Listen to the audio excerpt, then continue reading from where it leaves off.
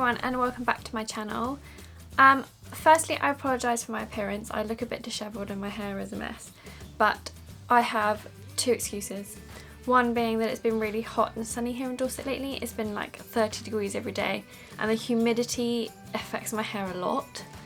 And the second reason is one of our family friends surprised me and my sister yesterday with tickets to Glastonbury, so I'm sort of in like a crazy mad panic to get stuff sorted, and that led me to realise that I haven't done a video for this week, so I'm doing that for you now. So hopefully I'll get it edited and up for you by the end of tonight, fingers crossed, and then I'm off to Glastonbury, so it's all very exciting, but I'm not a rock and roll person, so this is very panicky for me. Anyway, today I wanted to do a pattern review on the Nielsen's Briar tee. I am wearing one of them right now.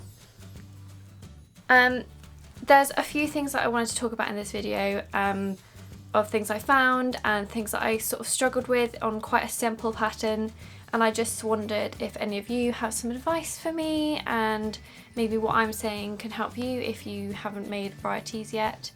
But yeah, I thought we'd just go through it and talk about what I thought. Okay, so this is the pattern here. It is a really simple pattern. There's just a few pieces and you basically do front and back joined at the shoulders, and then you add the sleeves, and then you do the neckband, and then you just do the side seams. Really easy, a lot like most jersey top patterns, stretch knit top patterns. But I made this version first, the curved front hem going upwards. Now, although I've seen pictures of it, it is really high, and I do like cropped things, but I just found that there was a bit too much of me on show. I am going to put a link to my blog post below of the pictures of me wearing it, and then you can see what I mean. I made it and I was really excited, and I liked the colours that I chose and I was really happy with it, but this bottom hem on the front is just a little bit too high. So if I make it again, I might make the back and the front a bit longer, just a tad. That's really easy to do because the pattern's relatively simple to trace, you just continue it down. But yeah, so I was really sort of like upset when I made it because I was like, oh, I hope I'm gonna like get some wear out of it, but I did think that I can just wear it with a really high-waisted skirt, maybe even like a jersey skirt, like stretch knit really high on my waist, or some really high-waisted jeans or something like that. And I don't have anything that high-waisted in my wardrobe, so I couldn't really test it out. But on this version, I made like a contrast neckband, and I did the curved pocket on this one, which I quite liked. The only thing that I found on this one as well was that there's two ways of doing the neckband on this pattern, and I chose the simple neckband where you just make a loop and then you do the 4 points and then you stretch it as you sew. I've done things like that before and it's worked out relatively easy. I don't know why, but it seems to sort of sag a bit on the front. I think maybe the two different stretches on the jerseys aren't the same. I'm not quite sure. I'm not really an expert in things like this, but if I hold it like that, can you see that the bottom bit sort of like falls out rather than staying flat like that? So if any of you have any advice for me on that, I'd really appreciate it. That's the only thing that bothered me on that. But apart from those things that probably sound quite a lot, I do really like this pattern. I just think the next one I make, I might make in a sturdier jersey. It does say that you can use a sweatshirt fabric, so I think a thicker sweatshirt fabric and just maybe extending the crop bit down further would be a good idea, because I really like the shape of the upward curve and then the downward curve at the back. I really do like that, so trial and error. After I made that one and I discovered about the hem on the front, I made this version. So I traced the same curve at the back in the cropped version on the front, so it's still cropped and it goes upwards at the sides, but it just sort of covers a bit more. Well, it covers my belly button really, and I do prefer this shape a lot more than the other one. So you might have recognised this. I finally made something with this pink sparkly knit fabric that I got from myfabrics.co.uk.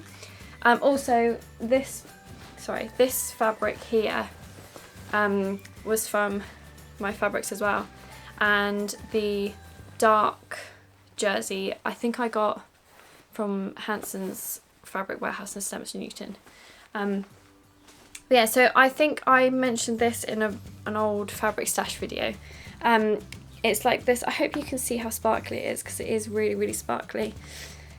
I found this in the remnant section, I think, on myfabrics.co.uk, and I think I only paid like a few pounds for it. And I've still got loads left over, so I can definitely make something else. And for this version I did the square pocket instead of the round pocket, and I'm really happy with it actually. I did a short sleeved version. I actually wore this to a local folk festival, and it's really comfy. Like, sometimes I think sparkly fabrics can be quite itchy, but this is actually really, really soft. So I'm really, really pleased with this, and I'm much happier with the shape. The only thing I found on this one as well, I don't know if I'm stretching my jerseys too much, but on the bottom hem, see how it like wrinkles up slightly? You can see it on the back. I don't know whether that's because I've pressed it too much or I've stretched it as I've sewn too much. I'm not sure. So if anyone has any advice on that, I do have a walking foot on my new Janome machine because I got the quilting kit with it, and I know you're supposed to only use it for thick quilting fabrics, but my mum said that when you're sewing stretch knits, it's the most amazing foot ever. So I did use that, and it helps so much, especially because these jerseys are quite thin. It did help, but I wonder, maybe I just, I'm not sure, maybe the walking foot wasn't keeping it as flat as it should, and that's why it's wrinkled, or maybe it was keeping it too flat. I'm not sure, or maybe I was just stretching it too much as I was sewing. But if any of you have any advice about stopping that sort of like wrinkling up, or that like wave on a stretch knit, that would be really good. Or maybe it's just because it's on a curve and I'm just sewing it slightly wrong on a curve. That could be it actually, but never mind. All in all, I'm really, really happy with this pattern. I just think that now that I've done a couple, I know what I like about it and I know what I don't like about it, and I sort of have a rough idea of like another fabric that I want to use. So yeah, let me know if any of you have made the Briar tee before and what you found. And I'm really sorry for the quick video this week, but I need to go find my sleeping bag, and then I'm leaving for Glastonbury this afternoon because it starts today. Luckily I only live like an hour away from it, but still, it's all a bit panicky. Never mind. So yeah, let me know if you've made one before and what you thought of it, and if you have any advice for me on making another one, because I would definitely be making this again. I do really like the pattern, so I will link the pattern below as well in case you want one.